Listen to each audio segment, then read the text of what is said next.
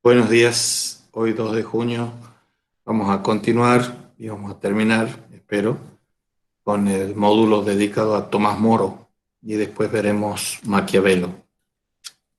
Y estábamos haciendo una reseña relativamente concisa a partir del libro de Luis Bouyer, Tomás Moro, humanista y mártir. Y ahí se nos contaba algunas de las características humanas y cristianas de este santo, que es, además de los ademases, el patrón del buen humor, y un hombre embargado por el amor auténtico, por lo humano, por el hombre, pero ordenadas de una concepción netamente cristiana. Tiene varios libros que tocan temas muy caros a nosotros, que son los de la escatología, los de las últimas cosas, los de hay que tener siempre presente, dice él, empieza la muerte, el juicio final, el cielo y el infierno.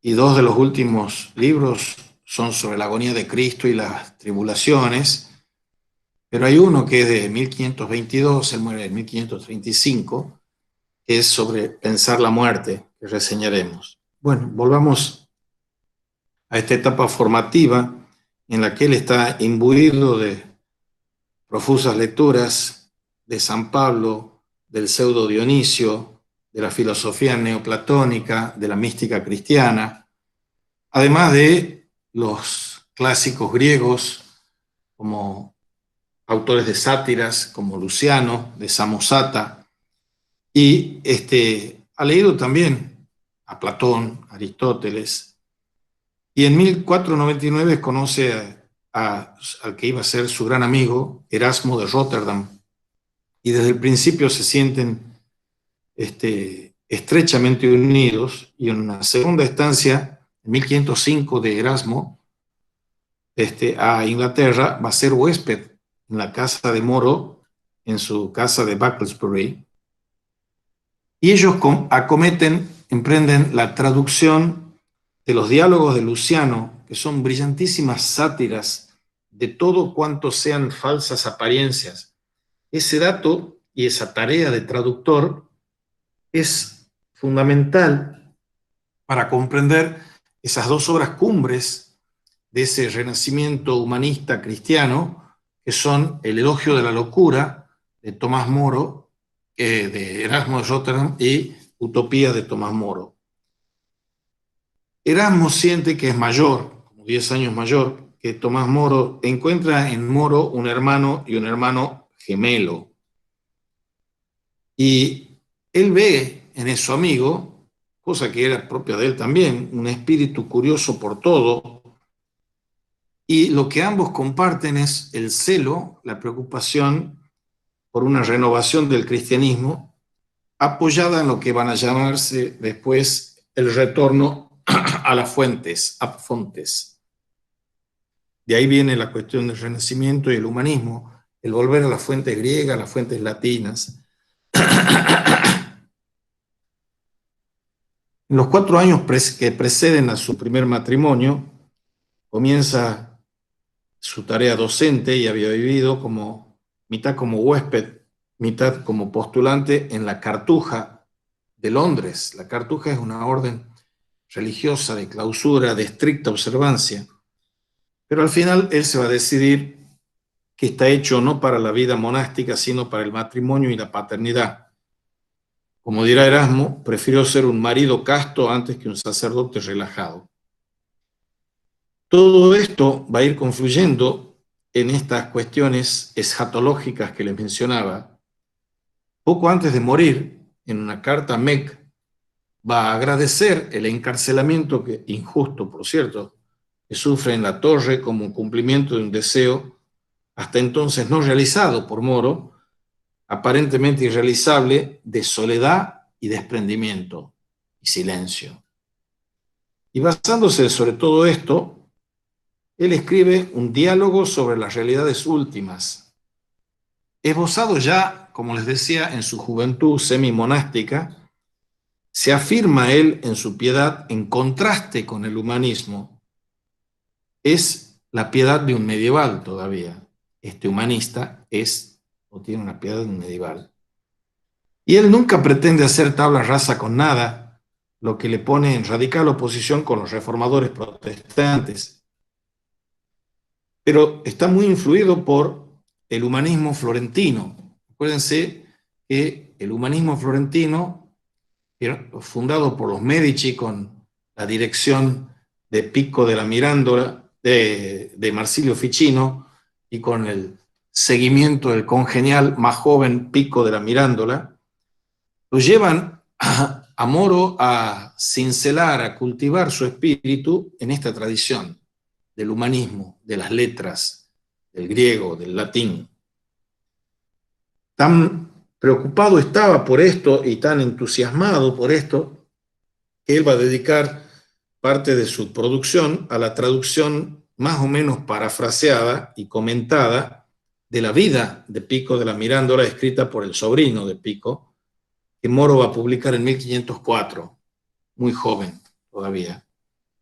Ha sido un lector asiduo de San Agustín, de la Ciudad de Dios, y San Agustín, más esta influencia de los humanistas florentinos y en la vida de Pico adaptada por Moro, se comprueba realmente el entusiasmo que le comunica la figura de un cristiano fascinado por el atractivo del conocimiento universal, en el que todas las cosas, así como todos los espíritus de este mundo, van a encontrar el secreto de su reconciliación en una visión armoniosa de toda la realidad creada.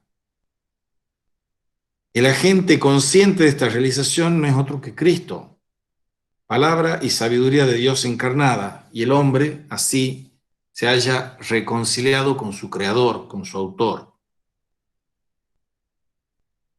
La cuestión es aquí el secreto de esta reconciliación universal, que puede ser y aparecer como un hermoso sueño, pero no es nada de utópico en el sentido despectivo, de algo que no se realiza ni se va a realizar nunca, sino que es algo que tiene los pies en la tierra y la cruz de Cristo clavada en el corazón, porque es mucho más sensible que los humanistas florentinos, Tomás Moro, porque acepta la ineluctable necesidad de la cruz, evitando así, por consiguiente, un optimismo ingenuo como el de un pesimismo descorazonado. Y aquí la inteligencia de la vida es lo que cuenta. La inteligencia especulativa tiene que ser sustituida por una inteligencia de la vida. Vivir sabiamente es vivir con inteligencia vital. Y sobre esta base concreta, el conocimiento de Dios en Cristo Jesús se tiene que adueñar de todo lo que llamamos cultura. Y ahí vemos el amor divino simbolizado en el amor más puro, humano. Moro elaborará el primero de estos escritos al salir de su retiro temporal en la Cartuja, ese diálogo sobre las últimas cosas, y el segundo poco antes de su matrimonio, la vida de Pico. Moro revela la profundidad de una sensibilidad cristiana y unos talentos y dotes literarios extraordinarios. Ahora, hay que decir esto que vamos a decir con la menor cantidad de palabras posibles. Lo que más le acercó a Moro y lo que le unió para siempre, junto a Erasmo, no fue solo la simpatía o la curiosidad. La simpatía sí era una clave, pero la curiosidad podía ser un mero divertimento intelectual. La simpatía es el nombre aquí de un amor tan auténtico por lo que hay en el hombre y en el Evangelio, en el que el hombre, al volver a encontrar a Dios, vuelve a encontrarse a sí mismo. Entonces vemos en esta amistad de Tomás Moro y de Erasmo de Rotterdam el amor al prójimo, pero no solo el amor al prójimo. Vemos la cifra y el símbolo del humanismo cristiano. Y es siempre a través de este pensamiento, o más bien de la reflexión cómo él va a descubrir la humanidad en sí y en los otros. Y no existe ninguna curiosidad que llegue hasta el final si en ella no se introduce la caridad. Curiosidad más caridad son las claves aquí. Moro, que es un simple seglar, un simple laico, pero que además es muy inteligente, como Erasmo, intelectualmente reconocido, no aborda a los hombres primero por las ideas que los hombres tienen, o por la discusión de las mismas ideas, y no llega a conocerlo a los hombres por sus ideas. Con una simpatía crítica, que lejos de excluir el amor, el ágape, la caridad, la supone y la exige para que pueda darse. Y eso lo aplica en su vida cotidiana, en las relaciones con todos los hombres, desde su bufón hasta su verdugo. Con todos tiene un mismo trato amoroso. Y Moro es uno de los poquísimos hombres modernos que han comprendido que una humanidad en que las mujeres, esposas, madres, hijas, no tienen su lugar y el lugar propio y reemplazable que les corresponde deja de ser humanidad. Se podría decir que es uno de los primeros abogados del feminismo bien entendido, de la feminidad como algo que hay que cuidar, cultivar y respetar sacralmente. Esto se traduce, como decíamos en la clase anterior, en que a sus hijas las proveyó de una educación clásica de las letras a sus hijos. Y esa educación clásica estaba a contrapelo de lo que era la costumbre de la época, y no solo de esa época, que las mujeres no tienen que pisar el templo y menos las aulas de estudio. Él escribe además una obra de teatro que es la historia de Ricardo III. Y Tomás Moro trasciende como testigo de la fe, como mártir de la fe y del amor, trasciende todo lo que es de este mundo. Hay una palabra de la obra quizás más sobresaliente de Moro, que es esta historia de Ricardo III, compuesta hacia el año 1513, cuando era un equivalente a nuestros magistrados de un tribunal correccional, en el que él observa precozmente un análisis de los acontecimientos del mundo político, en el que hay una lucidez que ni siquiera Nicolás Maquiavelo, que veremos después, logra superar. O sea, no es un utópico idealista en el sentido de idealista, es un atento psicólogo de las realidades y acontecimientos singulares de la historia política de su época. Y al mismo tiempo, no era menor la rectitud que tenía para el juicio humano y cristiano. Ese Ricardo III, famoso por el drama homónimo de William Shakespeare, se asegura el trono simplemente matando a los hijos de su hermano Eduardo, de los que había sido nombrado el protector. Y ese Ricardo III ofrecía a Tomás Moro el modelo ideal para un estudio sobre la manera como uno se convierte en tirano. Es un drama para ver cómo se gesta un tirano. Pero es necesario subrayar aquí que la doblez, la total ausencia de escrúpulos, la pasión de dominar, todos rasgos que veremos proliferar en Nicolás Maquiavelo, aparecen en esta historia tan vivamente estigmatizadas en ese jorobado real como la versatilidad, la inconstancia y la simple inconsciencia tanto de la turba de privilegiados de un régimen como de la masa del pueblo. Fíjense qué linda relación hay aquí entre un contrapunto entre Tomás Moro y Etienne de la Boétie, que está contra los tiranos, y Nicolás Maquiavelo, que está haciendo un manual para tiranos prácticamente. Pasemos a un punto central de lo que queremos ver. Les he mandado un par de videos sobre Tomás Moro, uno que hace una mexicana sobre el tema de la utopía para que lo vean con más detalle, pero además ustedes para el práctico tienen que leerla, a la utopía. Y la pregunta que se hace Bouyer aquí es si la utopía es un programa político o es una parábola. Y en la vida, como en la obra de Erasmo y de Moro, el paso de los años de formación a la actividad madura va preparado por un libro que tiene un gran éxito, pero continúa siendo un enigma. Dos libros que son grandes éxitos, los mayores de estos dos autores, que son prolíficos, Moro y Erasmo, y son un enigma. El elogio de la locura de Erasmo y Utopía de Moro. Y ambas obras, dice Bouyer en una interesante relación, están estrechamente ligadas y solo descubriendo lo que tienen en común y lo que las distingue se puede llegar a comprenderlas bien. Recuerden que hablábamos de la traducción conjunta de las sátiras de Luciano de Samosata. Las semejanzas están en el estilo de ambas obras. Y esas dos obras van a apelar a dos recursos estilísticos diferentes, que son sumamente importantes para mostrar las diferencias. La ironía y el humor, ya veremos. El elogio de la locura es la única obra de Erasmo de la que se puede decir que se ha hecho popular, propiamente hablando, al menos después de haber sido traducida del latín a la lengua vulgar. Y esto le vale a Erasmo la reputación de ser un escéptico, de ser una anticipación de lo que va a ser Voltaire.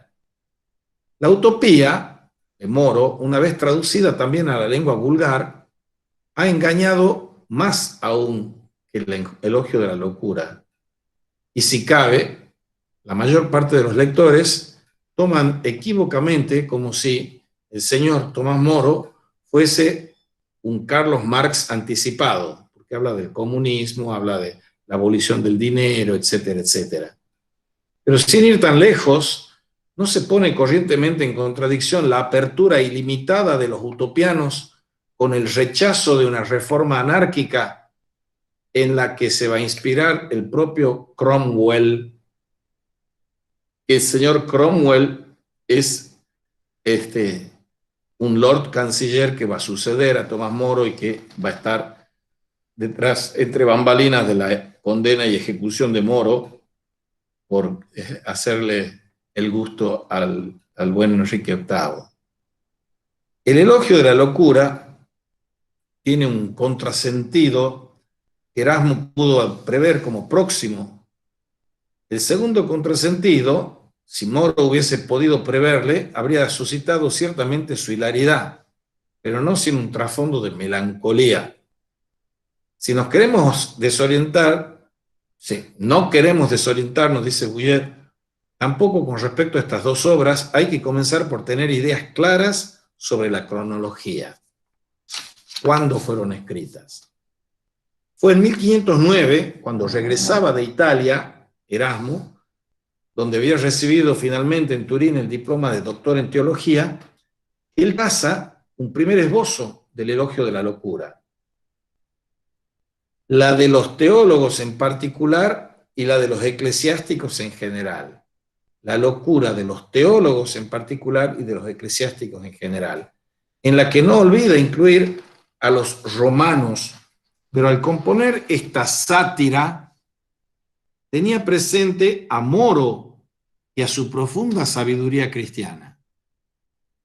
Es interesantísima la etimología latina de esa obra. Elogio de la locura se dice en latín encomius moriae. Encomio es alabanza y moria es locura, pero es moro también. Se puede traducir por moro. Entonces, el elogio de la locura es un elogio de Moro, porque él está satirizando a los teólogos, satirizando a los teóricos y también a los romanos, a los eclesiásticos, pero está alabando por debajo de la sátira, por adentro de la sátira, la sabiduría cristiana de su amigo Moro. Esa obra, El elogio de la locura, es publicada por primera vez en 1511 y en 1516 va a salir de la imprenta de Froben en Basilea. Y un pintor muy famoso, Holbein, va a ilustrar ese año con dibujos a pluma esa obra. Y el 21 de octubre del 1516 le manda a Moro desde Brujas una carta, le envió Moro desde Brujas una carta a Dorp para informarle directamente sobre las verdaderas intenciones de Erasmo, tanto al lanzar esta invectiva como en sus obras más serias. ¿Qué es lo que están haciendo estos señores? El elogio de la locura es como la contracara del elogio de la sabiduría. Entonces lo que está haciendo es, enancado en la devotio moderna, de que hay que volver a una devoción como la del cristianismo primitivo, y hay que apartarse raudamente del escolasticismo y de la teología, tener la experiencia inmediata, que es la experiencia mística de la unión con Dios. Entonces, hay que leer a contraluz el elogio de la locura como un soterrado elogio de la sabiduría. Por esas mismas fechas, estamos hablando de 1516, Moro se preparaba para completarla, por eso, a la obra del señor Erasmo con un elogio de la sabiduría. Y allí termina la descripción inicial de un país de Nuscuama. Nuscuama significa ninguna parte, que será como el núcleo de la futura utopía. Estamos en 1516. Y comienza a ponerla en forma de diálogos. Y el diálogo lo lleva a cabo un interlocutor y amigo flamenco, Pedro Gils, y para situar y enriquecer con sus propias observaciones los maravillosos relatos de un supuesto viajero al que va a llamar Rafael Itlodeo, describe una república feliz que evidentemente nunca se encuentra en ningún lugar. O sea, es un país ideal de ninguna parte. Y los problemas más espinosos de la ciudad humana tienen que resolverse con ese buen sentido del que pronto dirá Descartes que es la cosa mejor repartida del mundo, pero que aparentemente no ha sido puesta rigurosamente en práctica más que en ese país de jauja, de jarana. Cuando regresa a Londres hacia comienzos del 16, va a recibir por segunda y última vez a Erasmo entre los meses de julio y agosto. Y todo esto se confirma ese cruce de influencias profuso, intenso, entre Erasmo y Moro, el influjo recíproco entre Erasmo y Moro. Y esa es la clave principal de estas dos obras. Y cabe pensar que ese encuentro de un espíritu tan continental como el de Erasmo, con uno tan insular como el de Moro, tiene que ver con la ambigüedad engañosa de estas dos obras. Wilhelm Schlegel, que es un romántico alemán del siglo XVIII y XIX, ve en estas obras, de las cuales él está enamorado, un toque profundo de humor. Un humor shakespeariano, si se quiere, y con osadía, capaz de dejar estupefacto al gran Goethe, Schlegel se propuso aclarar a los franceses no solo el espíritu de los anglosajones, sino también el de los germanos.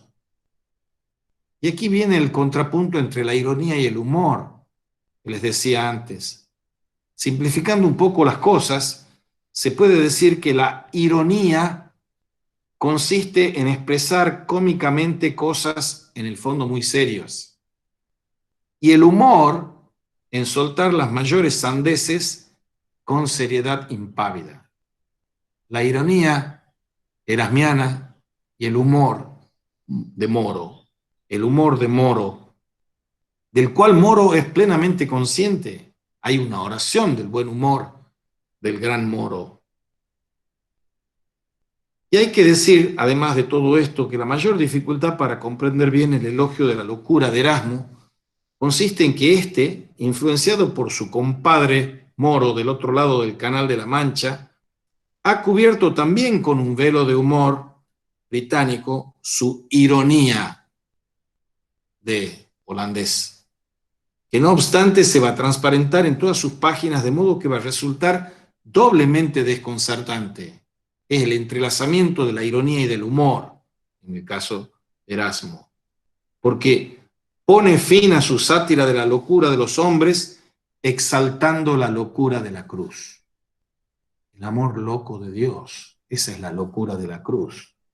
Es la misma descripción que va a hacer Moro en Utopía, el país de ninguna parte, Utopía, terminada ante los ojos del propio Erasmo, que va a ser totalmente impregnada por una ironía muy erasmiana. O sea, en ambos se da un entrelazamiento y un abrazo entre la ironía y el amor.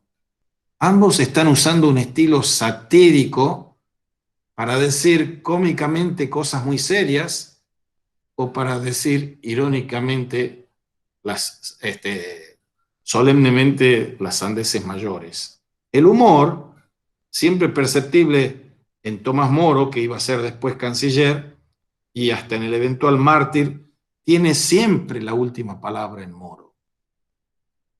Después de todo, hemos de reconocer aquí que estos dos inseparables, que son Erasmo y Moro, lo son a la manera de dos gemelos como los de Lewis Carroll, es decir, enantiomorfos. Enantiomorfos significa que están formados por partes iguales dispuestas en orden inverso.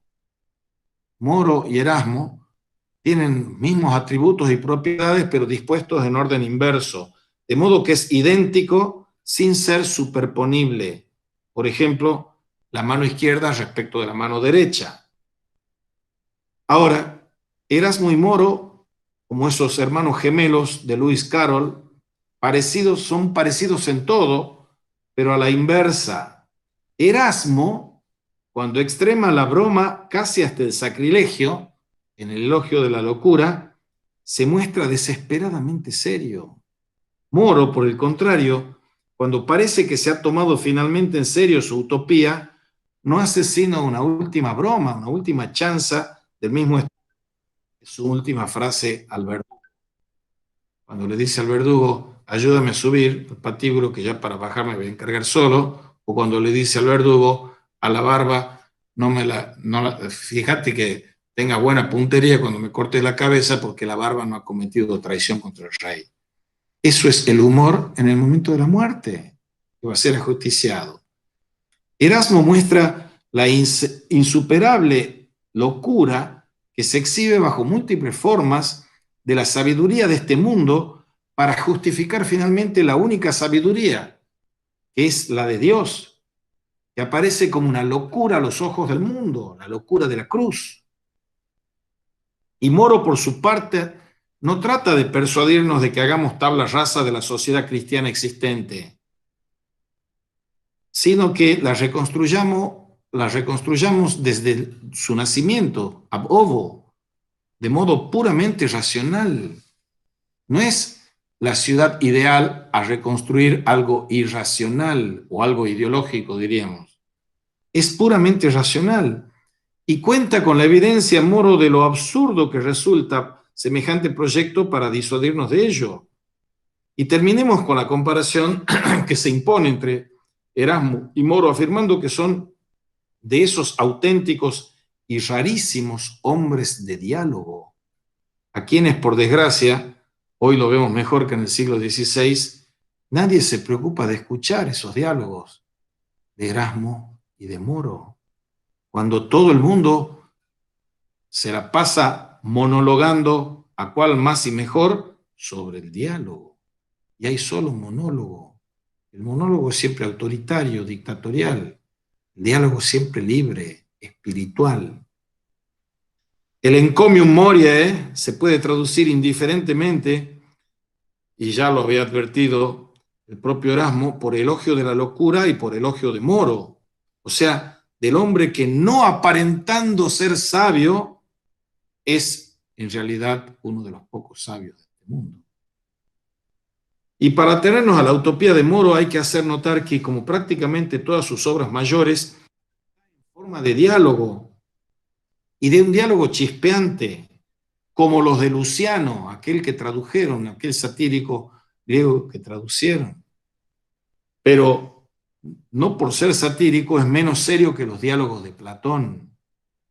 Y todo consiste aquí en procurar que en este mundo en que estamos, transitorio por naturaleza, los cristianos hagan al menos todo lo que está de su parte para que una salvación definitiva, que solo puede ser sobrenatural, se haga o permanezca accesible a todos los hombres. La utopía es un sueño estimulante y hay de nosotros si abandonamos los sueños. La utopía, por su misma designación, no se tiene que tomar como un ejemplo descriptivo de una sociedad perfecta y no se puede dar la utopía en la historia real, concreta y actual nuestra. Pero, imaginando lo que los seres sedicentemente primitivos, entre comillas, pero no irracionales, pueden hacer con el simple uso del buen sentido, por oposición a las mezquinas realizaciones de cristianos que profesan un cristianismo que es meramente una fachada, al menos de segunda mano, se trata de descubrir aquí de qué mejoras sería susceptible una sociedad que quiere ser cristiana si se esforzara por serlo con mayor verdad.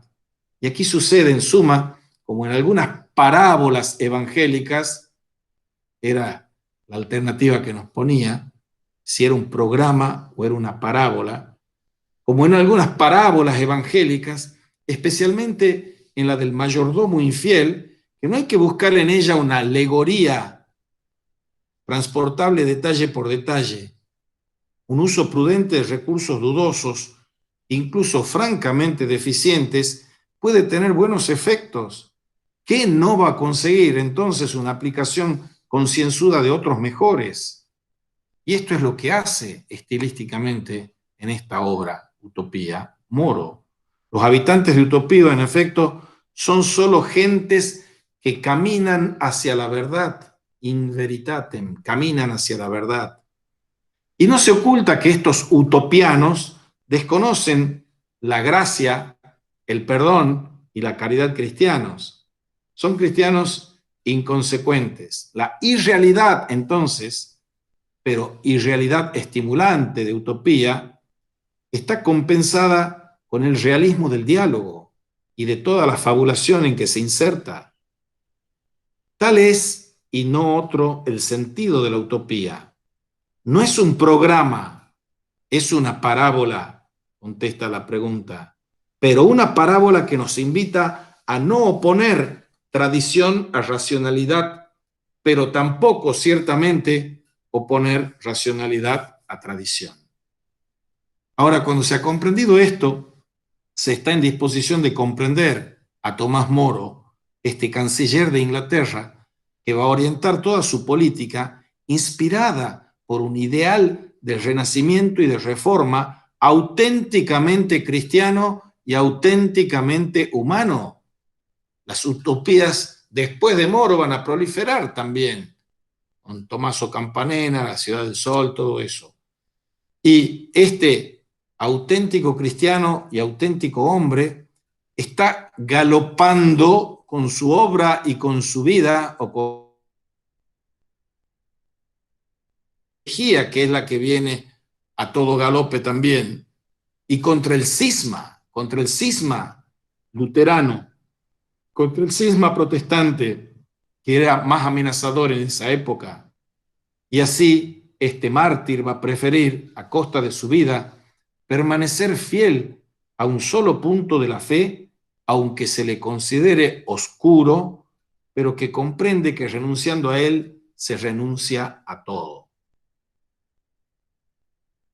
Habiendo visto entonces esta trayectoria en paralelo de el elogio de la locura y la utopía, pasemos al tema del martirio.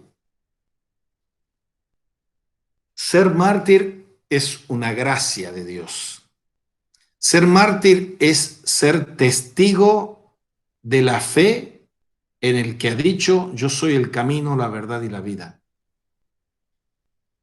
Ser mártir es lo más importante que un cristiano puede ser, pero uno no elige ser mártir, sino elige vivir todos los días tratando de dar testimonio de la verdad que le hace vivir y que le ha dado la vida. Decía Pablo VI en una hermosa carta encíclica que se llama Evangelii Nuntiandi, el anuncio del Evangelio, decía que los hombres de nuestro tiempo escuchan más a los que dan testimonio que a los que enseñan. Y si escuchan a los que enseñan es porque dan testimonio.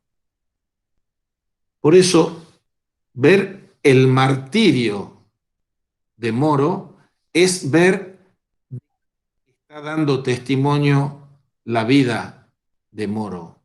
Vida entregada a la verdad de Cristo. En el año del 1532, en marzo, Moro, 1535 lo van a decapitar, entrega los sellos que había recibido en octubre de 1529. Por tanto, solo los había guardado por espacio de 2 años y medio, y no cabe duda de que mucho antes de deshacerse de ellos había previsto ya las graves dificultades que se iban a presentar. Una confidencia hecha a su yerno, Roper, además de la ya citada, muestra claramente que las amenazas todavía vagas que intuyó al principio no tardan en hacerse más precisas. Ojalá quisiera el Señor, querido Roper, dice Moro, que me metieran en un saco y me arrojasen inmediatamente al Támesis, con tal de que quedaran bien establecidas 3 cosas en la cristiandad. La primera es que la mayoría de los príncipes cristianos que se hallan en guerras mortales tuvieran paz universal entre sí. Y no sea una guerra de todos contra todos, como va a decir su connacional Thomas Hobbes después, sino que haya paz, principio, fraternidad entre todos los hombres y todos los pueblos. Una paz universal entre los príncipes, que eran los jefes de los pueblos. La segunda cosa que quiere dejar establecida es que la Iglesia de Cristo, que se halla de momento mortalmente afligida con errores y herejías, estuviera sosegada y en perfecta unidad de religión. Él, que va a ser un acérrimo defensor de la fe cristiano-católica, y no porque le cayeran simpáticos los desmanes e inconductas de los papas, cardenales, obispos y otros curas, está abogando por la paz y la concordia entre las religiones. Un gran teólogo y filósofo contemporáneo de padre hindú y madre catalana, Raymond Panikkar, dice en un libro bello que se llama El diálogo imprescindible, cita a otro teólogo, Hans King, que dice: no habrá paz entre las naciones si no hay paz entre las religiones. Y no habrá paz entre las religiones si no hay diálogo entre las religiones. Lo que estaba abogando en el segundo pedido que le dice a su yerno Roper es que haya paz y unión de los cristianos que están separados. Y la tercera petición es que el asunto del matrimonio del rey, que constituye ahora un problema, se concluyese felizmente para gloria de Dios y tranquilidad de las partes interesadas. Ya conocen la historia. El señor Enrique VIII, que lo había nombrado canciller a él 2 años y medio antes, y le estaba pidiendo siempre consejos para hacer lo que hacía. Le estaba pidiendo ahora que lo ayudara porque él se quería divorciar de Catalina, su esposa, y casarse con Ana Bolena. Y Moro trató por todos los medios de disuadirlo, y cuando lo pusieron entre la espada y la pared, y eso es el origen del fin entre comillas, fin minúsculo, el martirio, están pidiéndole que acepte el acta de sucesión, o sea que los hijos prohijados de la unión de Enrique VIII y Ana Bolena fuesen legítimos. Él en ningún momento iba a doblarse en su conciencia, aceptando algo que no era y que en conciencia creía que no era. O sea, lo que él está diciendo es que este tercer pedido es que todas las partes queden conformes, conforme a la ley de Cristo. O sea, lo que pide Cristo de una vida cristiana, eso es lo que tiene que cumplirse. El 1 de junio de ese mismo año, estamos hablando de 1532, se nota la ausencia de Moro en la coronación de Ana Bolena. Y de la misma manera que poco antes había rehusado una cuantiosa suma que los obispos, sus amigos, le habían presentado en nombre del clero por su defensa con la pluma de los principios católicos, esa defensa procedida con mayor intensidad en los tiempos libres de su retiro, ahora se le había sustraído a los ruegos de estos mismos prelados que querían evitar que con su ausencia suscitara las iras de la. Cuando fueron a verle, se burló de ellos, contándole unas de sus historias en las que se demostraba que ellos aceptaban ser desflorados antes que decapitados, mientras que él, por su parte, prefería perder la cabeza antes que la virtud. Valga la histórica ironía del caso para ilustrar lo que salvaguardaba a capa y espada y a riesgo de perder su vida como la perdió, que era su conciencia.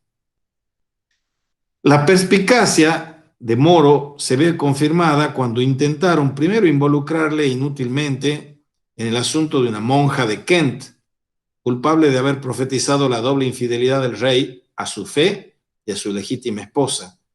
Pero el golpe decisivo se lo asestaron a Moro cuando el 13 de abril siguiente, llamado a Lambeth para prestar juramento al acta de sucesión que hacía de los eventuales hijos nacidos de la nueva unión real herederos legítimos del trono, él se negó. Iba a salvar la vida si hacía un pacto espurio de decir, sí, bueno, esos van a ser hijos.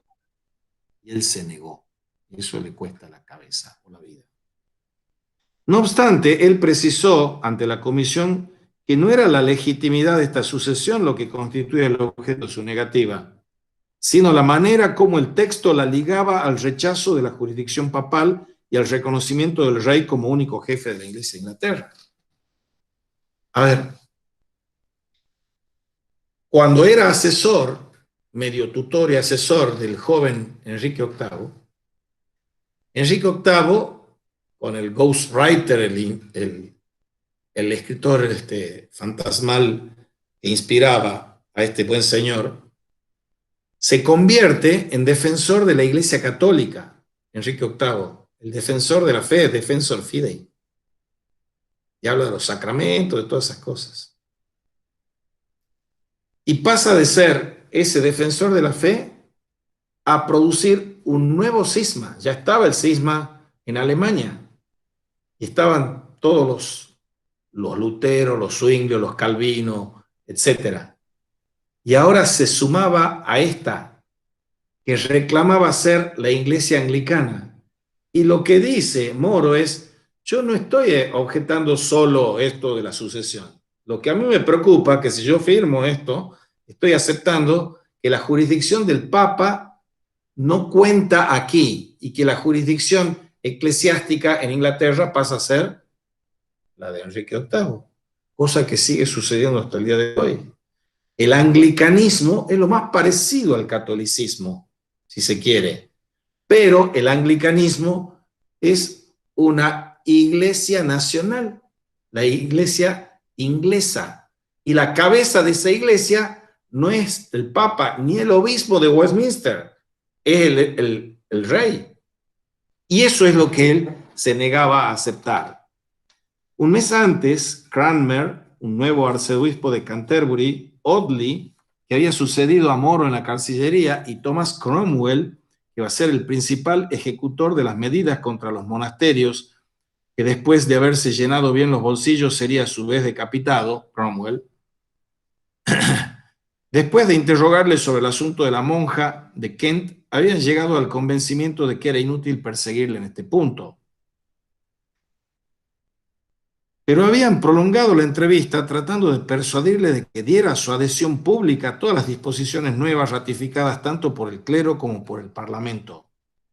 A lo que dice el excelente Roper, Sir Thomas respondió con dulzura como sigue: nadie, señores míos, haría de mejor gana que yo la voluntad del rey en la necesidad en que me encuentro de reconocer sus numerosos favores y las grandes bondades con que tan generosamente me ha colmado. Sin embargo, creí con toda verdad que nunca volvería a oír nada sobre este asunto, considerando que desde un principio y en diversas ocasiones he expresado clara y sinceramente mi parecer a su majestad, quien como muy gracioso soberano pareció aceptarlo siempre muy bien, no queriendo, solía decirme, molestarme demasiado a este respecto. El rey, por su honor, no me va a recriminar nunca, decía, señores míos, y que nadie puede disculparme mejor que él, puesto que él sabe muy bien que ni le he incitado ni aconsejado en esto que él está haciendo. Porque estos terrores de ustedes, señores míos, son argumentos para chiquillos, no para mí. El Papa, como sabe su majestad, es también príncipe. Entonces, si se sigue el parecer de Enrique VIII, que quería el permiso para casarse con Ana Bolena y la legitimidad de sus hijos por parte del Papa, y el Papa se la rechaza, se rompería la amistad y estallaría la guerra entre ambos. Como pude conjeturar más tarde, lo que él quería decir en realidad era que el amor que tenía a Dios acababa de obrar en él con tanta eficacia que había triunfado totalmente en sus afectos terrenos. O sea, el amor de Dios es lo que lo incita a él.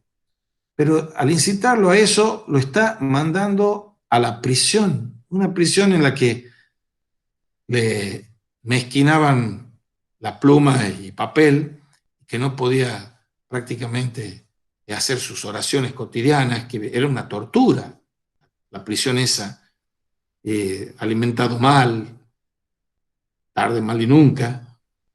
Y él describe esa prisión diciéndole a su hija, Margaret, queridísima hija, si durante largo tiempo no me hubiese mantenido firme y constante, pues tengo fe en la gran misericordia de Dios, tu lamentable carta me habría avergonzado más que otras cosas terribles que en diversas cosas he oído contra mí.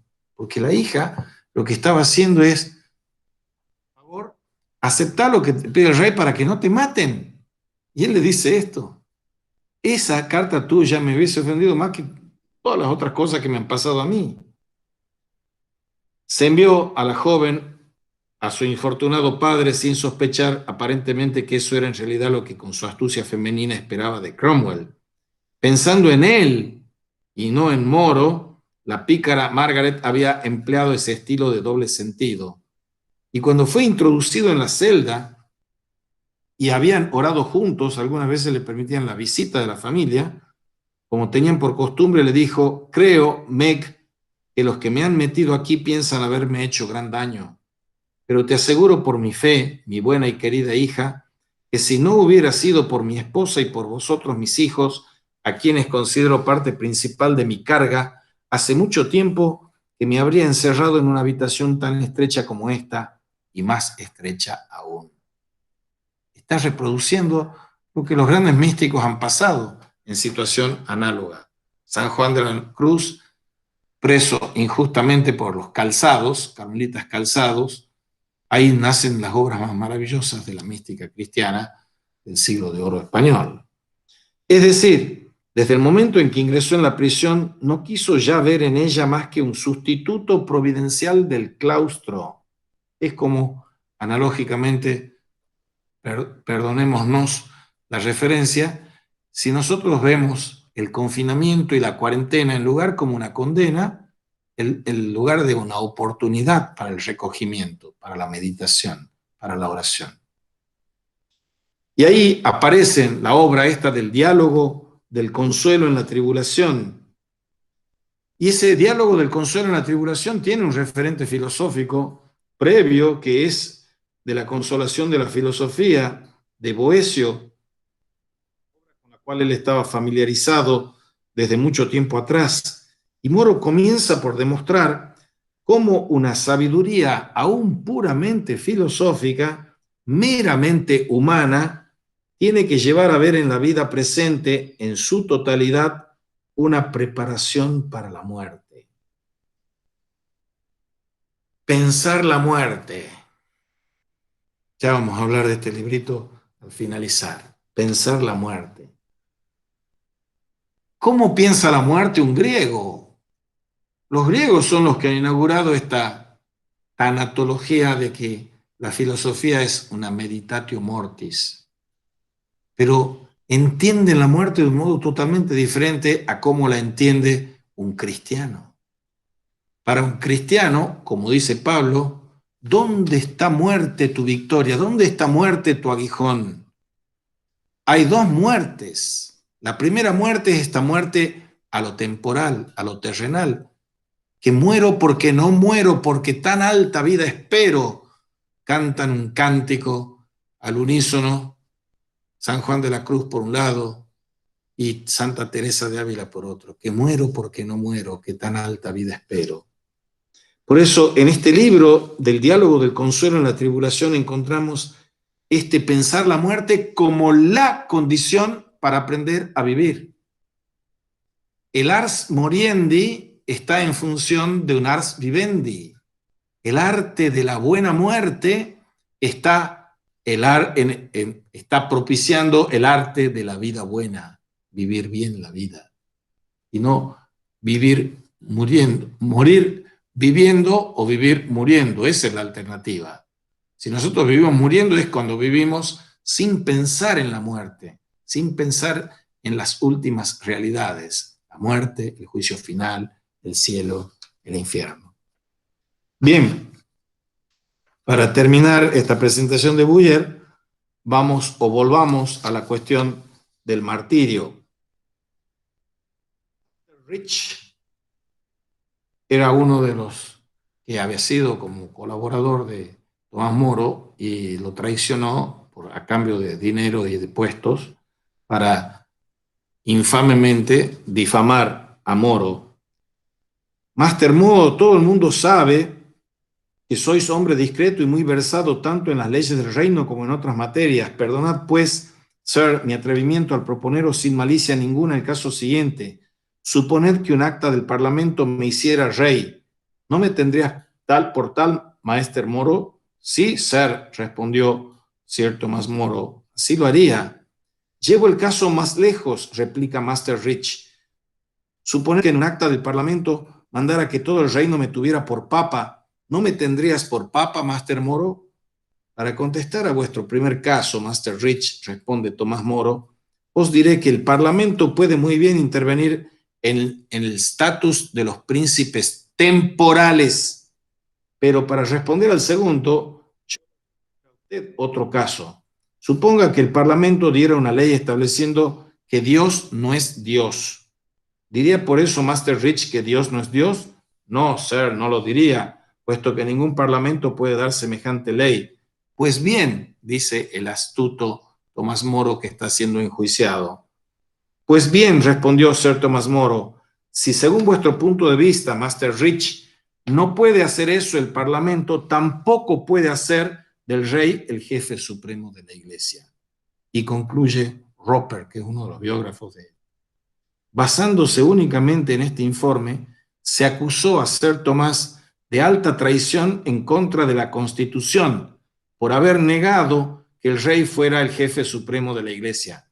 Esa es la acusación por la que lo decapitan. Y cuando el 1 de julio le conducen a Westminster al tribunal del Consejo del Rey presidido por Audley y se le juzga a base de esta acusación, él se declara no culpable. Después que Rich hubo testificado bajo juramento en el sentido que se esperaba de él, Tomás Moro se limitó a declarar al tribunal: señores, si yo fuese hombre que no cuidase mis juramentos, todo el mundo sabe que no estaría aquí como acusado. Y si es verdad lo que juráis, Master Rich, que jamás vea yo el rostro de Dios. Y no diría esto si no fuera así, aunque me diesen el mundo entero. Y acto seguido refiere la verídica conversación que entre sí habían mantenido y puso de manifiesto que la supuesta conclusión era pura invención de Rich. Luego se vuelve hacia este miserable y le anonadó en estos términos: de verdad, Mr. Rich, me causa mayor pesadumbre vuestro perjurio, vuestras mentiras, que mi propio riesgo. Y quiero que sepáis que ni yo ni nadie que yo conozca os considerará nunca persona tan digna de crédito como para confiaros un asunto importante. Como sabéis, hace no poco tiempo que mantenemos trato y conversación, pues os conozco desde que erais muchacho. Durante mucho tiempo viví en la misma parroquia que vos, y en ella vos mismo lo podéis contar, y siento que me obliguéis a manifestarlo. Se os consideraba como muy ligero de lengua, gran amante del juego de los dados y nada recomendable. Y esta misma opinión se tenía de vos en la residencia del Temple, donde recibiste lo esencial de vuestra educación.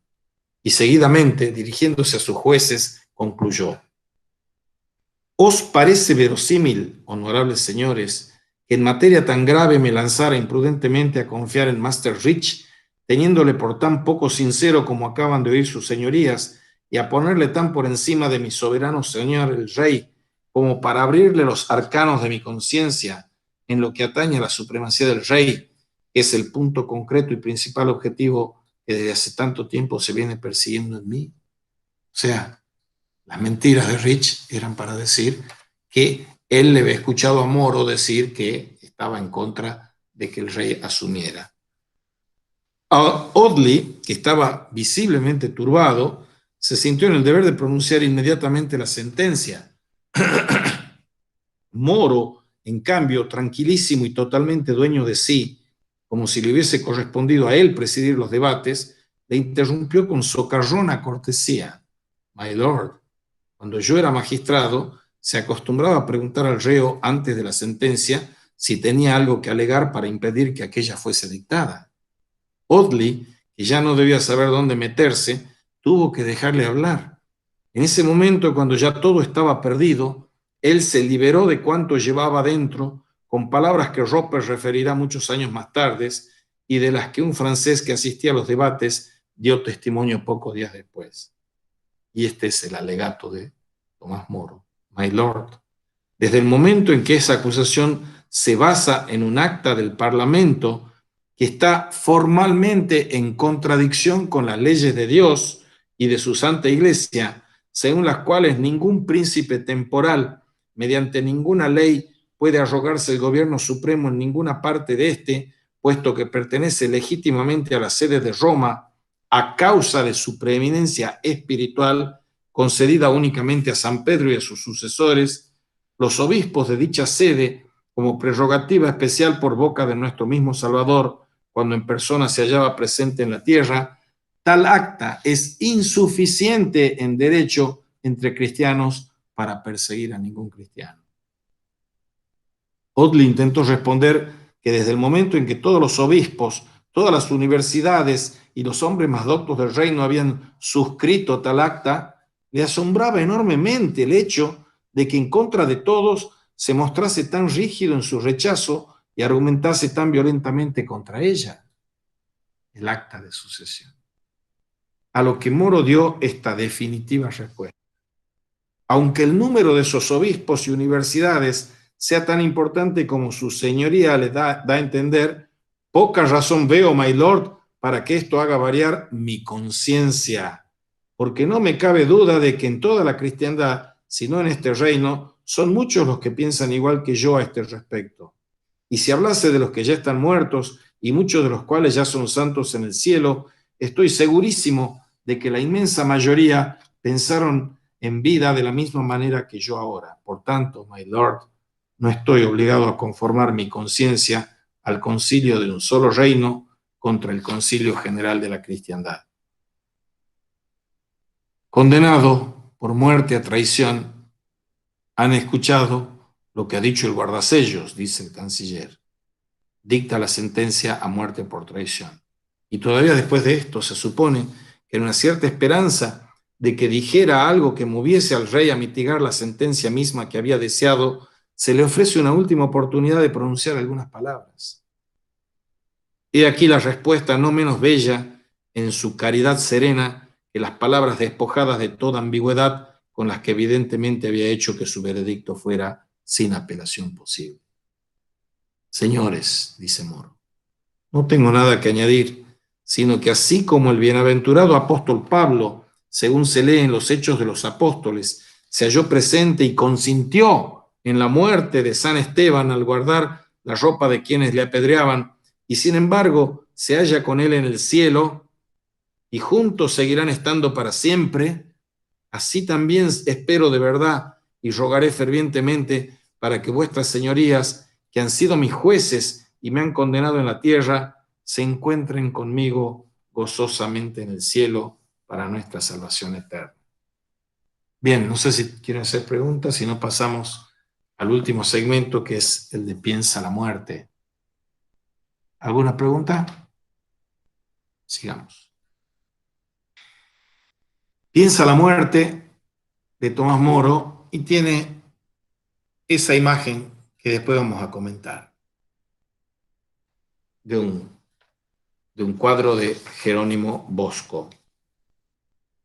En la introducción de este libro, hecha la traducción y la introducción y las notas por Álvaro Silva, se nos cuenta de qué trata esta muerte y el arte de vivir. El epígrafe que preside esto es de La Bruyère, un escritor francés, y dice: no hay para el hombre más que 3 acontecimientos: nacer, vivir y morir. No se siente nacer, se sufre el morir y se olvida el vivir. La muerte y el arte de vivir. Tiene a su vez esta introducción 2 epígrafes. El otro era el epígrafe del libro. El primero es del propio Tomás Moro, que dice: sabemos muchas cosas en las que rara vez pensamos. Sabemos muchas cosas en las que rara vez pensamos. Y el segundo es de Erasmo de Rotterdam. Erasmo de Rotterdam, en el Enquiridion, en el Manual del Caballero Cristiano, dice: no hay disciplina que no tenga sus propias reglas, y solo el arte de vivir bien quedará sin tener las suyas. Solo el arte de vivir bien quedará sin tener las suyas. O sea, vida buena, querer vivir bien, siguiendo reglas. Al leer el título que da el primer editor inglés en 1557 a un tratado sobre las famosas postrimerías, postrimería se dice en teología los novísimos, se dice en castellano más vulgar de las cosas últimas, son muerte, juicio, cielo, infierno. Al escribir ese tratado, está reflexionando sobre un pasaje de las Sagradas Escrituras que dice: acuérdate de tus postrimerías y no pecarás. Acuérdate de estas ultimidades, de estas escatologías, y no pecarás, porque el pecado es la muerte. El lector va a asociar el nombre de Tomás Moro con la célebre utopía y se va a preguntar si hay una explicación a su asombro. El autor de uno de los libros todavía más leídos en la biblioteca del humanismo renacentista, un texto que ofrecía en 1516 una metodología para renovar el antiguo discurso sobre el recto orden de la sociedad, redactando pocos años después un libro cuya impresión es devocional, una meditación sobre el famoso versículo del Eclesiástico 7:40, que dice: en todas tus acciones ten presente tu fin y jamás cometerás pecado. Repito, Eclesiástico 7:40, como leería Moro en el latín de la Vulgata: en todas tus acciones ten presentes tu fin y jamás cometerás pecado. O sea, estamos ante un tratado escatológico. Y Moro no era un cura, era un laico. Había querido ser monje, pero había dejado para abrazar la laicidad. Era un laico. Y era un laico londinense, distinguido por su talento profesional como abogado, de nobles maneras, y en su segundo matrimonio tenía 3 hijas y un hijo del primero. Era un abogado excelente y probo. Fue un juez incorruptible en el engranaje de la administración local, embajador en el continente, amigo de Erasmo, acérrimo defensor de las humanidades, reconocido poeta, honrado por Enrique VIII en su leal servicio como miembro del Consejo Privado. Y este señor tiene una ambición, un proyecto ambicioso. El proyecto ambicioso, y es un joven que tiene una veintena de años, 22 años. Se trata de escribir sobre los 4 novísimos, las 4 postrimerías, en su convergencia con los 7 pecados capitales, o sea, muerte, juicio final, cielo, infierno, y los 7 pecados capitales, la soberbia, la avaricia, la lujuria, la envidia, la gula, la ira y la asedia. Moro abandona ese proyecto cuando empieza a escribir sobre la pereza, que es la asedia, en su enfrentamiento con la muerte. Y tiene un estilo sencillo, libre, como si se tratara de un reportaje sobre la vida moral de los londinenses de su época. Y Moro va a repasar algunas maneras en las que los impulsos de cada pecado capital, si bien nunca fueron derrotados o suprimidos, podrían ser enfrentados, podrían ser disminuidos, debilitados y tal vez destruidos gracias a la reflexión atenta y sostenida sobre las verdades de los fines últimos del ser humano. Si el pecado es el camino hacia la muerte, culposa muerte por parte nuestra, la virtud es la vía regia para la salud nuestra, para la salvación nuestra, para la santidad nuestra. O sea, solo meditando desde las postrimerías en relación a los pecados capitales podemos aprender a vivir bien. Las verdades de los fines últimos del ser humano es lo que tenemos que considerar. ¿Cuándo consideramos nosotros en nuestra vida del siglo XXI y del tercer milenio el tema de la muerte, el tema del juicio final, el tema del cielo, el tema del infierno? ¿Y qué efectos tendría sobre alguien que es soberbio, por ejemplo, una meditación inteligente y lúcida sobre una muerte segura y universal? ¿De qué se puede jactar un soberbio? Disculpen un segundo.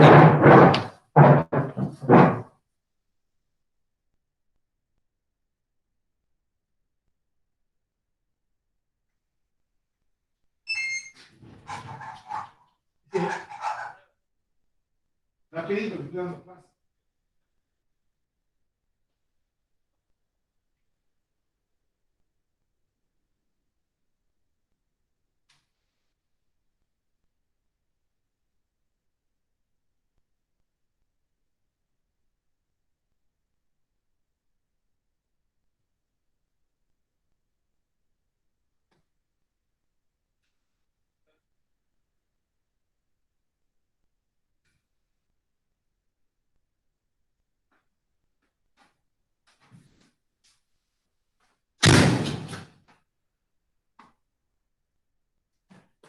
Muy bien, disculpen.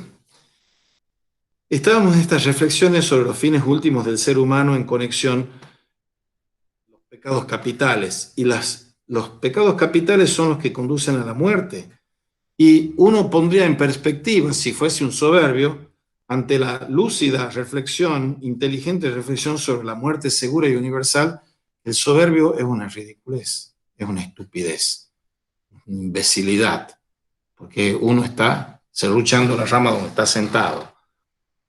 ¿O qué ocurriría a la tristeza del envidioso ante el bien o el éxito ajeno si pensara sobre el juicio final y llega a todos con la muerte? ¿O qué sucedería con la violencia del iracundo tras una sostenida meditación sobre el cielo? ¿Cómo cambiarían los hábitos de una persona tacaña o avara si considerara durante un rato la brevedad de la vida y la probabilidad absoluta de que su tesoro, acumulado con tanto esfuerzo, se lo gastarán otros en cuanto él se muera? Y el texto va a adquirir una fuerza memorable en la combinación de estos dos temas universales: la muerte del ser humano y el pecado capital como algo que destruye la felicidad temporal del ser humano. Y hay un afán pedagógico en el que no está buscando deprimirlo al lector, ni tampoco llevarlo al desprecio del mundo, contemptus mundi, sino más bien a una reflexión sobre la mortalidad que lo pueda sanar de estas enfermedades mortales para dirigirlo luego a su florecimiento personal y espiritual. Moro no pone en duda que los 7 pecados de la famosa lista son enfermedades que atacan y disminuyen la humanitas, la virtud o excelencia que él definía como propia de los seres humanos. Moro está sosteniendo la necesidad de un pensamiento serio sobre la muerte. Y parece que este libro trata sobre el pecado y la muerte a la manera religiosa y consabida de crimen y castigo, pero él sorprende con una poderosa seducción porque es obvio que se trata más bien de una reflexión sobre el arte de vivir, no el ars moriendi, es el ars vivendi. La idea del proyecto de Moro está bien plasmada en una tabla pintada hacia 1485 por Jerónimo Bosco. Les vuelvo a mostrar. Eso es lo de Jerónimo Bosco. Y aquí viene la descripción. En las esquinas de la mesa aparecen escenificaciones de los 4 novísimos: muerte, juicio, cielo, infierno. 4 novísimos, mientras que en el centro y en un gran círculo, como si no hubiera fin a la insensatez humana ni manera de escapar del pecado, hay ilustraciones de los 7 pecados capitales. Dentro, en otro círculo concéntrico, brilla el ojo de Dios, juez supremo y vigilante, mientras que en su pupila aparece la imagen sorprendente de Cristo Salvador. Y el ojo de Dios, omnipresente y todopoderoso, espiando sobre los mortales, era una de las armas para disuadir al cristiano de hacer el mal. Y es probable que este tipo de representación gráfica se utilizara para la meditación o para preparar el necesario examen de conciencia que acompañaba a la confesión sacramental de los pecados. En el centro del círculo, la presencia de Cristo sugiere más liberación y salvación que juicio y condenación, como si el pecado de las criaturas mortales fuera algo de la periferia y la misericordia amorosa y salvífica de Dios algo central, absoluto e incondicional. Esta obvia intención de Moro en este escrito apunta a una conexión y armonía entre Utopía, obra dedicada a discutir el problema de cómo construir en la realidad una sociedad feliz, y este otro texto sobre las postrimerías, que avanza en un método práctico y accesible a todos para construir una vida feliz. Utopía, construir una sociedad feliz que depende de nosotros. O estas postrimerías, piensa la muerte, construir una vida feliz. ¿Cómo analizar de manera racional, objetiva, empírica las enfermedades sociales y personales para conseguir un mejor desarrollo de la sociedad, de la ciudad y de la persona? Piensa la muerte es algo más que un mero libro de piedad y meditación. Ahora, Moro, estamos en el año 1522, tiene conversaciones en su casa, con frecuencia eran interlocutores distinguidos, de elevados temas, como los temas como la muerte, la inmortalidad del alma, el juicio de Dios o la esperanza gloriosa del cielo. La esperanza del cielo, esa es la escatología, la esperanza del cielo. La recompensa final eran temas favoritos en un hombre que tenía que andar a diario, aunque de manera incómoda, por los pasillos del poder y entre las intrigas obligadas de la corte de Enrique VIII. Recuerden lo que hemos leído recién, de lo que él le está diciendo a sus jueces, así como San Pablo estaba de testigo cuando lo estaban lapidando y apedreando a Esteban, San Esteban, y ahora están juntos en el cielo, San Pablo y Esteban. Yo espero estar junto con ustedes, esa es la esperanza del cielo. No le estaba deseando el mal a aquellos que le estaban haciendo el mal, sino estaba esperando con esperanza en el cielo, que se puedan encontrar en el cielo. Bien, junto a la esperanza del cielo está también el temor al infierno. Temor al infierno, esperanza del cielo y la pasión de Cristo están enlazados aquí. Y la motivación para embarcarse en el 1522 en este proyecto sobre las postrimerías y los 7 pecados capitales podría estar, aparte del propio beneficio de la reflexión, en un instrumento pedagógico para su propia familia, para organizar de forma sistemática y literaria las conversaciones y discusiones que habían tenido sobre estos temas. El tratado sobre los novísimos es escribir sobre la muerte y el más allá. La Edad Media produjo un buen número de libros piadosos sobre la preparación para la muerte, el bien conocido Ars Moriendi, sin caer en morbidez intelectual o espiritual. Moro pensaría de vez en cuando sobre la muerte en parecidas ocasiones. Y la mayoría de la gente no piensa nunca en la muerte, ni pierde mucho tiempo en imaginarse cómo sería la existencia en el más allá. Hasta el individuo más atolondrado y frívolo se encuentra con la muerte antes del encuentro definitivo. La situación personal, entonces, de este buen señor, Sir Thomas More, es de esta ejercitación en el ars moriendi para un ars vivendi. Y es por eso que aquí vuelve a surgir la cuestión de la historia de Ricardo III, ejecutado como traidor en mayo de 1521, y no es fortuito, ahí nomás. Cuando los temores de Rafael y Clodeo, ese personaje imaginario de Utopía, en lo que se refiere a filósofos y otros hombres íntegros, que en ataque de idealismo entran al servicio de los poderosos gobernantes de los reinos europeos, esa referencia a la ejecución de Buckingham no es fortuita y se contempla la posibilidad de que esta fuerte meditación de Moro sobre la muerte hubiera sido escrita desde el remordimiento y como un ejercicio penitencial, no una medicina para futuros lectores, sino para restaurar en primer lugar su propia salud espiritual. La conversación que abre Utopía refleja con claridad esta ansiedad. El personaje de Moro se atreve a decir a Itlodeo que prestaría un grandísimo servicio al bienestar social si consiguiera conquistar su aversión a las cortes de los reyes, pues el mismo Platón, un filósofo que Rafael admira, aseguró que los estados solo serán felices cuando reinen los filósofos o cuando los reyes se hagan filósofos. En el modo de carne y hueso de la corte de Enrique VIII, observaba Moro a su alrededor la flora y fauna de los 7 pecados capitales, llevados a su brutal exacerbación gracias a la espléndida abundancia de la riqueza y del poder sin límite ni freno. O sea, son escritos que están hechos desde un enclave, una encrucijada histórico, político, cultural, religiosa, muy concreta. Y Utopía es una radiografía de la sociedad inglesa, y pensar la muerte es una radiografía de esa misma sociedad inglesa. Y el personaje de Moro en la conversación de la primera parte de Utopía admite que los poderosos de la tierra jamás parecen inclinados a aceptar de buena gana los consejos de quienes piensan más en el bien común del pueblo y en la concordia entre las naciones que en el orgullo del rey y en las ganancias materiales de la guerra. Y sabe que cualquier consejo contra la inmoralidad caprichosa de los gobernantes será como predicar a sordos.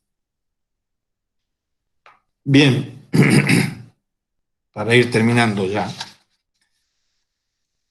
Estamos con este arte de vivir que es más necesario en un inmenso mapa de posibilidades que ofrece la modernidad. Hoy necesitamos esto, este tratado, este libro, esta reflexión.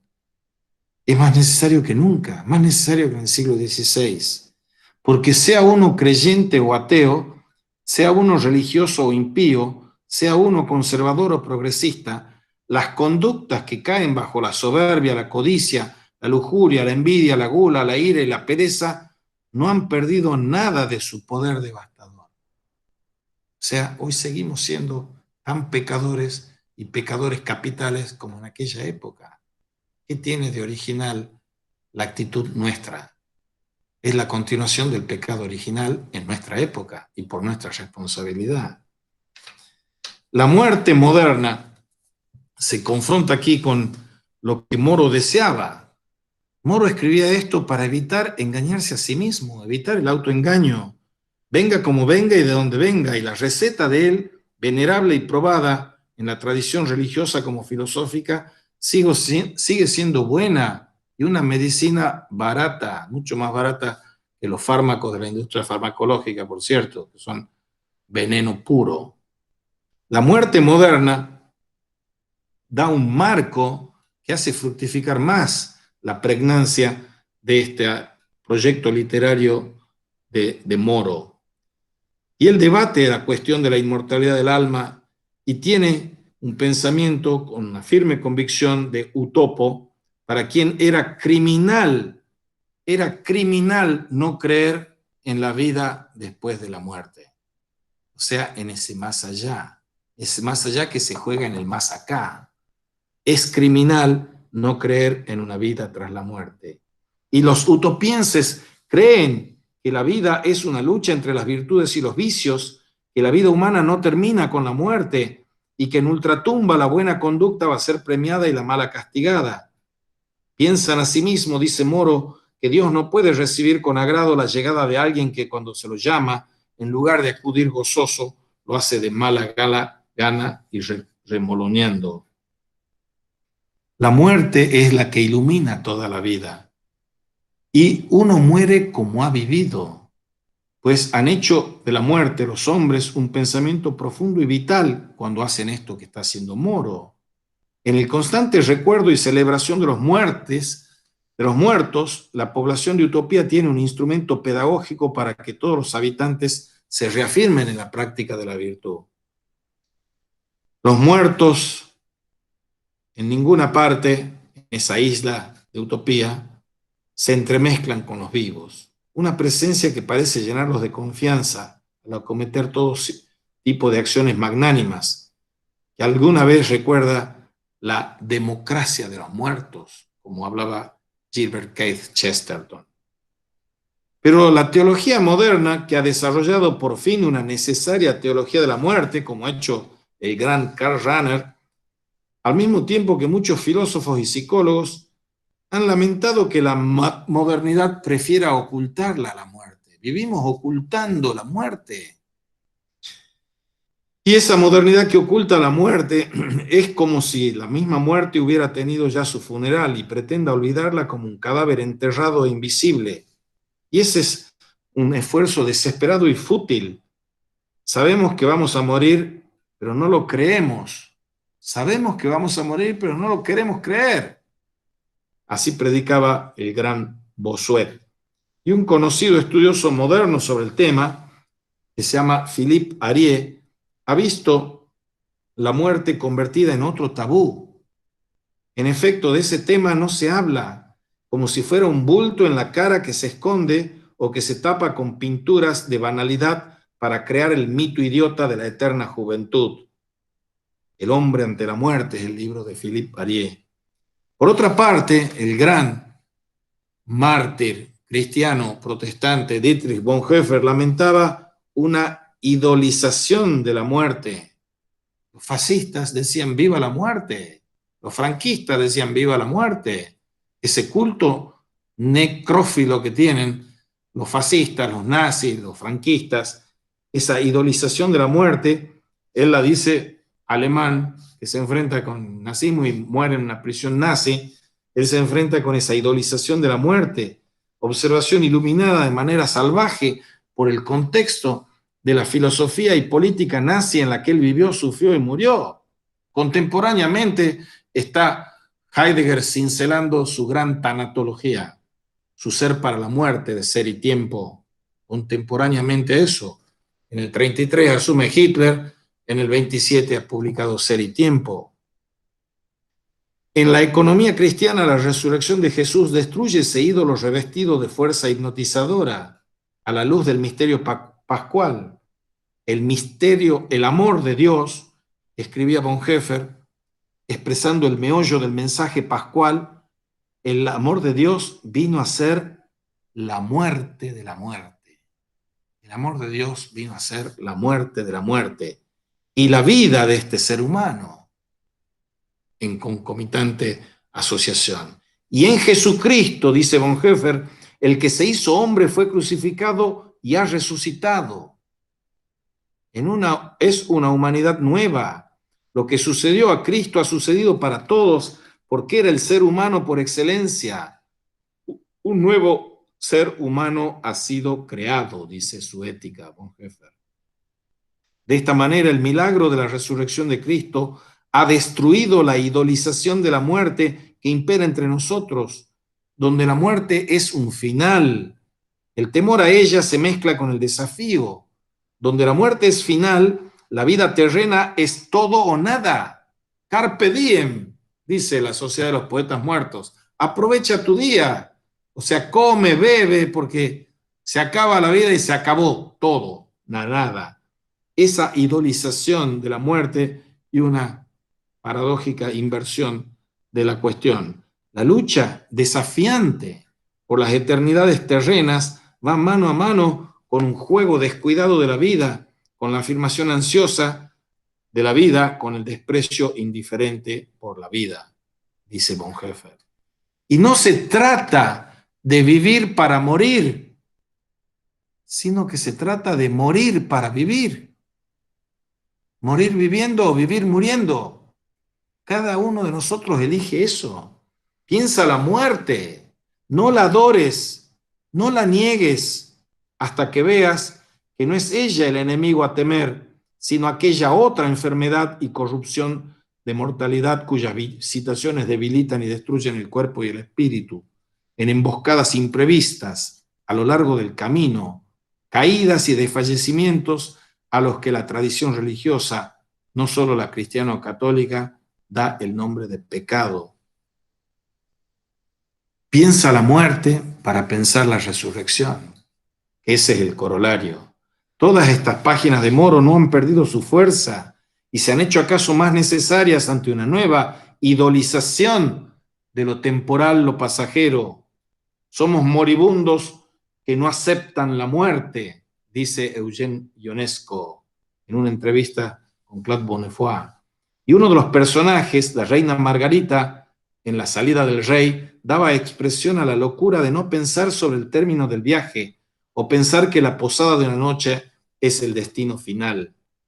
Se trata de ejercitarse aquí en una doble sabiduría, aprender a morir aceptando la muerte y aprender a vivir, pero ambas van unidas y la muerte aparece como el poste que señala la urgencia de orientarse en un camino tan corto e irrepetible.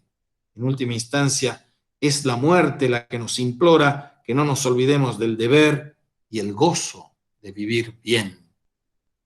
Y el texto de Moro funciona como el comentario al pensamiento de La Bruyère, que se ha escogido como epígrafe del libro entero. Y ese epígrafe nos decía bella y concisamente que nosotros como hombres no tenemos como hombres más que 3 acontecimientos: nacer, vivir y morir. No se siente nacer, se sufre el morir y se olvida el vivir. Y si los correligionarios de Moro lo admiran como santo patrono de los políticos y de los servidores públicos, y si otras personas de credos diferentes aplauden la integridad asombrosa que mostró en su oficio, tal vez las páginas de este libro, escritas a favor de la dignidad humana como dique para sostener una difícil integridad moral en un mundo tempestuoso y tentador, sean uno de los mejores regalos de Moro a la posteridad. Moro consiguió, en la sencillez de su reflexión sobre la muerte, una obra de magnífico poder, mostrando la urgencia que tiene todo ser humano de trabajar a diario sobre el arte de vivir y de vivir bien, para hacer de la propia vida finita y temporal un poema ilimitado, hacer de la vida un poema ilimitado. La expresión es de Shakespeare, hacer de la vida un poema ilimitado, una obra de arte que viva más allá de la muerte de su autor. Esa es la revolución del cristianismo, lo que promete y ofrece. y redefine esta sabiduría, una meditación sobre la resurrección de Jesús de Nazaret, mensaje de la iglesia primitiva y fe sin la cual no hay cristiano en cualquier tiempo. La muerte de la muerte es la buena nueva del cristiano. La muerte de la muerte es la buena nueva del cristiano. Y aunque sigue meditando sobre la mortalidad, a veces lo ha hecho de manera obsesiva o enfermiza. Nunca ignora que lo propio del mensaje evangélico es la luz inesperada de la resurrección y la gloria manifiesta del poder de Dios sobre la terrible tristeza y angustia de la muerte. De esta manera, si pensar la muerte es el imperativo de la mejor sabiduría filosófica, la proclamación cristiana propone otro imperativo extraordinario, como si la muerte ya no existiera, invitando con belleza poética a pensar la resurrección en un himno de esperanza. Mejor aún, el creyente se atreve a cantar con alegría indescriptible un vive la resurrección como algo ya presente de alguna forma entre las sombras y las lágrimas de la vida. O como cantaba ese poeta tan nuestro que es Federico García Lorca en una canción otoñal: la nieve cae de la rosa, pero la del alma queda, y la garra de los años hace un sudario con ellas. Se deshelará la nieve cuando la muerte nos lleva, o después habrá otra nieve y otras rosas más perfectas.